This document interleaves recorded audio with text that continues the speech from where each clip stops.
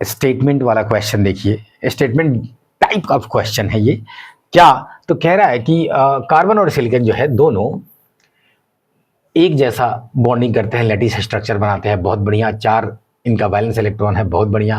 लेकिन तब भी कार्बन इंसुलेटर है और जो सिलिकॉन है वो सेमीकंडक्टर है, इंट्रिंसिक सेमीकंडक्टर मतलब प्योर सेमीकंडक्टर, ठीक है बाबा, सेमीकंडक्टर है। तो ये क्यों है? तो अब कहिएगा कि जैसे ही ग्रुप में हम नीचे बढ़ते हैं, ठीक है ना, नीचे बढ़ते हैं मेटल करेक्टर बढ़ता जाता है, मतलब फ्री इलेक्ट्रॉन देने की जो उनका मनसा है वो बढ़ता जाता है, ठीक है ना। तो ये फिजिक्स का कम क्वेश्चन है, ये केमिस्ट्री का ज़्यादा ये है क्वेश्चन।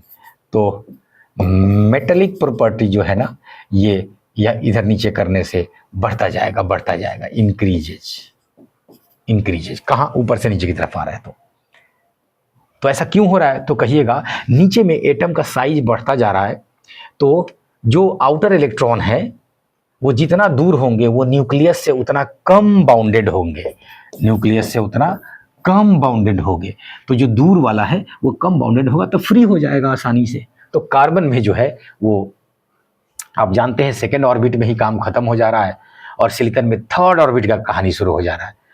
तो इनके सब पढ़िए के करके, इनके सब carbon the valence band is not completely filled at absolute zero temperature. नहीं भाई, वो तो पूरा भरा हुआ रहेगा ही, एब्सोल्यूट जीरो में कोई फ्री नहीं देने जा रहा है। और in case of carbon the conduction band is partly field even at absolute zero. अरे जब कंडक्शन बैंड में रहेगा तो वो तो कंडक्ट करने लगेगा ना, पार्टली फील्ड भी रहेगा तब भी कम से कम सेमीकंडक्टर तो होगा ही। ये तो गलत बात हो गया।